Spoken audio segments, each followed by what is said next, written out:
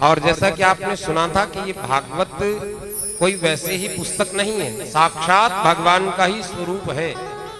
भगवान का स्वरूप है तो भगवान नवदा भक्ति में कल आपने सुना था, तो उस नवदा भक्ति में एक भक्ति कीर्तनम, कीर्तन भी।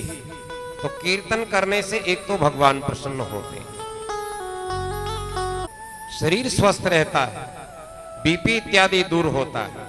यानी कि ताली बजाना ऐसा है, बीपी भी नॉर्मल होता है और बाकी बिहारी भी नॉर्मल हो जाते हैं, उनकी कृपा भी जीवन में बरस जाए।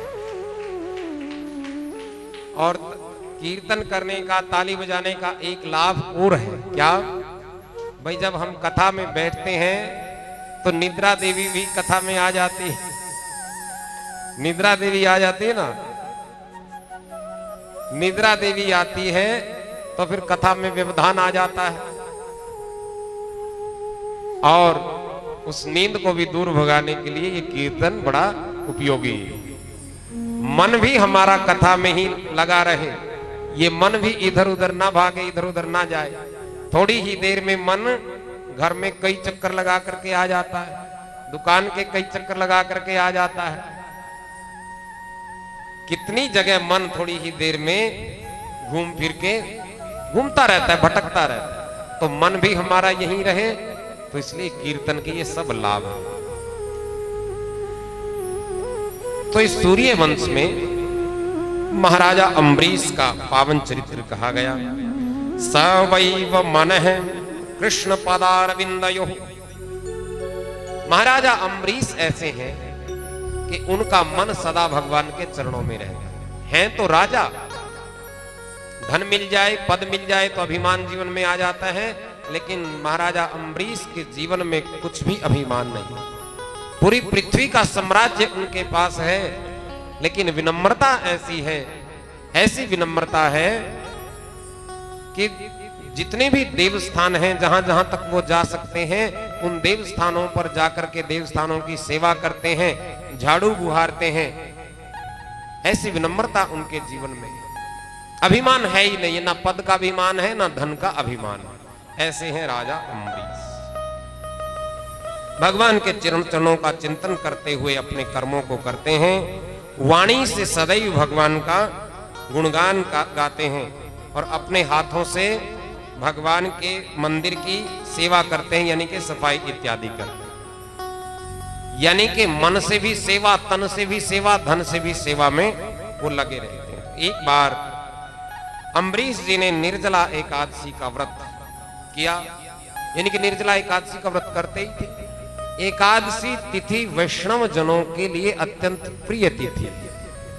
वैसे तो हर दिन ही भगवान के हैं, लेकिन ये एकादशी तिथि वैष्णव जनों के लिए बड़ी प्रिय है, भगवान की भक्ति को बढ़ाने में। तो राजा अम्बरीश एकादशी का व्रत किया करते थे, निर्जला एकादशी रही। एक बार उनका व्रत था तो दुर्वासा जी आए हुए थे। दुर्वासा जी को निमंत्रण दिया कि हे ऋषिवर, आपको भोजन करा करके ही मैं अपने व्रत का पारायण करूंगा। दुर्वासा जी संध्या वंदन में लग गए और तिथि क्षय हो रही थी, यानी कि वो तिथि बदली जा रही थी, बस द्वादशी की तिथि।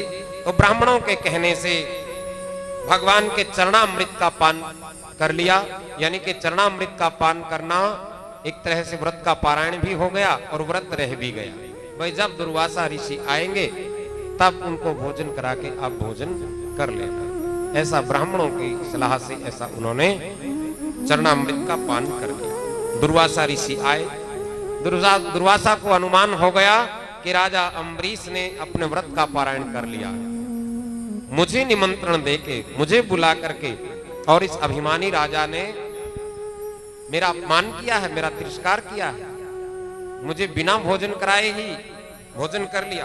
दुर्वासा ऋषि क्रोधित हो गए और क्रोध में आकर के कृत्या को उत्पन्न किया। एक कृत्या उत्पन्न हो गई और वो कृत्या राजा अम्बरीश को मारने के लिए दौड़ पड़ी। दुर्वासा ऋषि ने ऐसी एक शक्ति उत्पन्न वहां कर दी। लेकिन ध्यान देना बंधु माता, विस्तृत प्रसंग है, लेकिन संक्षेप में इसको इस प्रकार से समझें कि जो भगवान के भक्त है ना, भगवान उनकी हर तरीके से रक्षा करते हैं। राजा अम्बरीश भगवान की ऐसे विनम्र भाव से भक्ति करते हैं, कोई अभिमान नहीं है, सर्वस्व प्रभु को ही अर्पण उनका है। तो भगवान ने भी ऐसे उस प्रेमी भक्त के लिए रक्षा चक्र, सुरक्षा चक्र के रूप में अपने चक्र को ही नियुक्त कर रखा है। यानी कि कोई भी विपत्ति, कोई भी संकट राजा अम्बरीश के जीवन में आ ही नहीं सकता। करूं सदा तिनके रखवारी, जिमि बालक राखहि महतारी। भगवान का ये आश्वासन है, मैं अपने भक्तों की ऐसे रक्षा करता हूं जैसे मां अपने बालक की रक्षा करती है। मां अपने बच्चे को गोदी से गिरने नहीं देती है, मां अपने बालक की हर जगह से रक्षा करती है। तो भगवान का भी आश्वासन है। मानस में बड़ा सुंदर ये प्रसंग आया है, करूं सदा तिनके रखवारी, जिमि बालक राखई महतारी। गीता में भी यही बात कही भगवान ने, अनन्यश्चितयन्तो माम ये जनाः पर्युपासते, तेषां नित्यभियुक्तानां योगक्षेमं वहाम्यहम्। जो मेरे हो गए हैं, मैं उनकी हर तरीके से रखवाली मैं ही करता हूं, उनके योग क्षेम का वहन मैं ही करता हूं। योग क्षेम क्या होता है? योग यानी कि जो अप्राप्त है उसकी प्राप्ति करवा देता हूं, और क्षेम जो प्राप्त हुआ है उसकी रक्षा भी मैं ही करता हूं। यानी कि भगवान की भक्ति, भगवान का नाम जप, भगवान का ध्यान कभी भी निरर्थक प्रभु जाने ही नहीं देते हैं।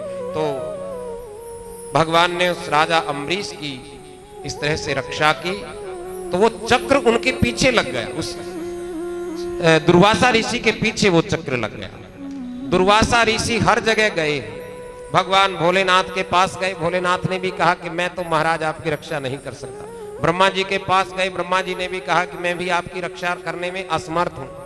दुर्वासा ऋषि भगवान विष्णु के पास गए, नारायण की शरण में गए, नारायण ने भी इस समय कह दिया कि मैं भी भक्तों के अधीन हूं, भक्तों के अधीन में हूं, और इसलिए मेरे भक्त अम्बरीश का अपमान हुआ है, अम्बरीश ही आपकी रक्षा कर सकते हैं। तो हे ऋषिवर, आप अम्बरीश के पास ही जाइए।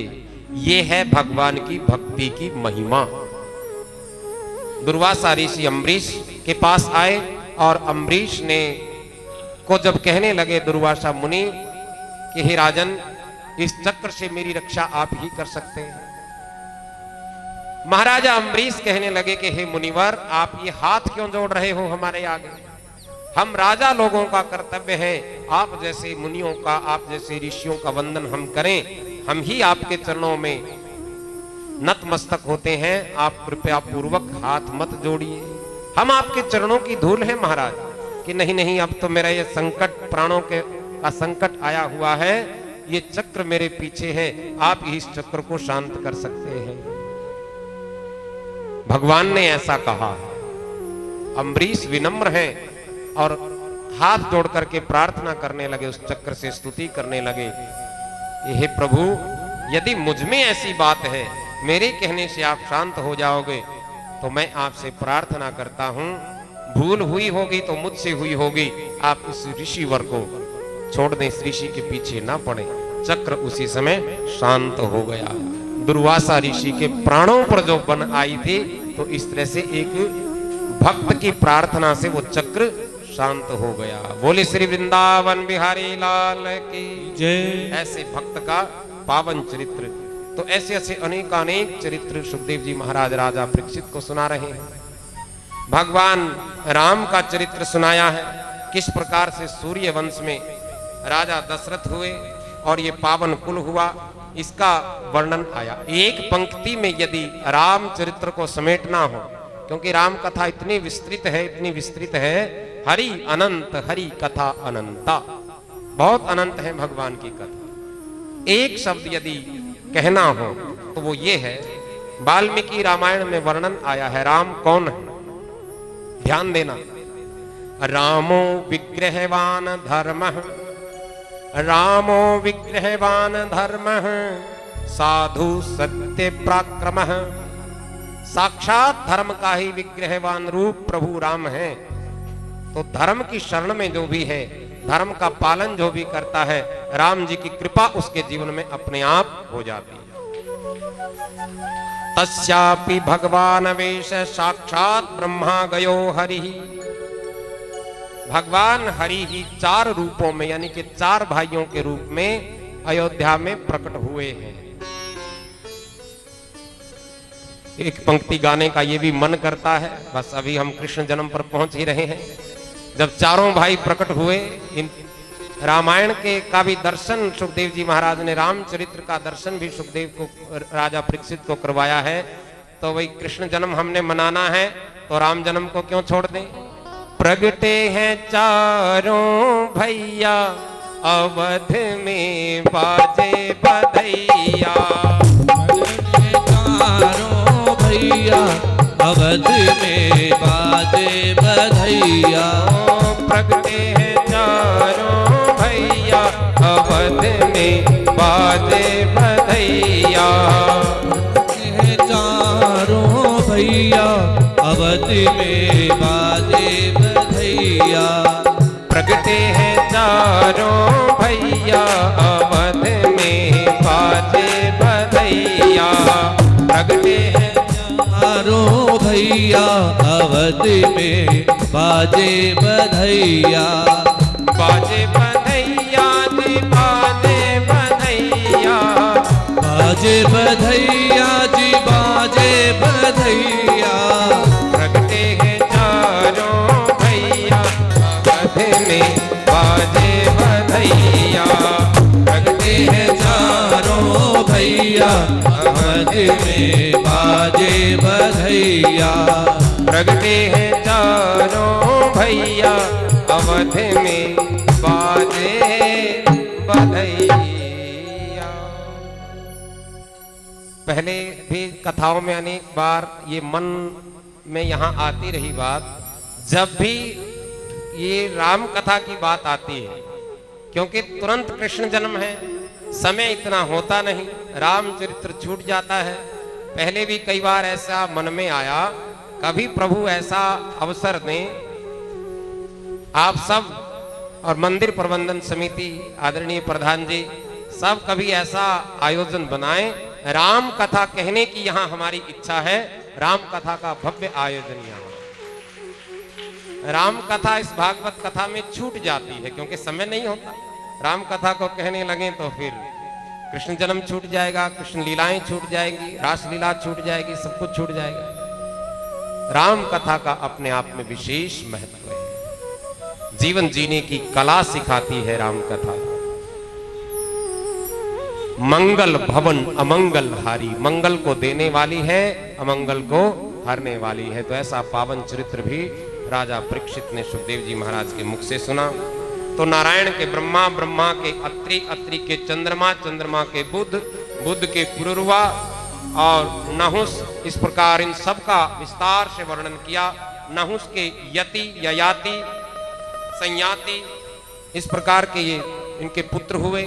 ययाति के शर्मिष्ठा और देवयानी का वर्णन आया। यदु और दुर्वसु यानी कि यदु वंश का वर्णन आया। सूरसेन के पुत्र वसुदेव हुए, ये सारा वर्णन आया। वसुदेव का विवाह देवकी के साथ हुआ। अभी तो हमने 10वें स्कंद में प्रवेश भी नहीं किया। 9वें स्कंद के अंत में ये सारी बातें सुखदेव जी महाराज बता रहे हैं। वसुदेव देवकी का विवाह हुआ। 6 पुत्रों को कंस ने मार दिया। 7वें गर्भ के रूप में दाऊ भैया आए हैं और 8वें गर्भ में साक्षात भगवान का प्रकाट्य हुआ। नवम सुभद्रा का दादी सुभद्रा का जन्म हुआ। भगवान का जन्म हुआ कंस के जेल खाने में और जन्म महोत्सव मना गोकुल में। गोकुल में भगवान रहे 4 वर्ष। गोकुल में 4 वर्ष रहे, वृंदावन में 6 वर्ष रहे, मथुरा में 14 वर्ष रहे और 25 वर्ष की अवस्था में भगवान मथुरा को छोड़ करके द्वारिका नगरी का निर्माण किया, द्वारिका में रहे। और इस तरह से इस शरीर में भगवान कुल मिलाकर के 125 वर्ष तक रहे। तो इस तरह से संक्षेप में ये कृष्ण कथा सुना दी और सुखदेव जी महाराज ये कृष्ण कथा सुना करके कहने लगे कि राजन ठीक है, मैंने सूर्य वंश का भी वर्णन कर दिया और चंद्र वंश का भी वर्णन कर दिया। ठीक है, अब कथा को आगे बढ़ाएं। परीक्षित कहने लगे कि नहीं नहीं गुरुदेव, ऐसा मत कीजिए, आपने तो संक्षेप में ही चंद्र वंश का वर्णन कर दिया। बस आपने ये कह दिया कैसे जन्म हुआ, इतने साल वहां रहे, ऐसे ऐसे हुआ, विवाह हुआ, ये हुआ वो हुआ। इससे मेरी प्यास शांत नहीं हुई है। ये कृष्ण कथा है ही ऐसी, हरि कथा है ही ऐसी, इसको जितना पिया जाए, जितना इसका अमृत पान किया जाए, उतने इसके पान करने की पिपासा बढ़ती चली जाती है। बोले श्री वृंदावन बिहारी लाल की जय।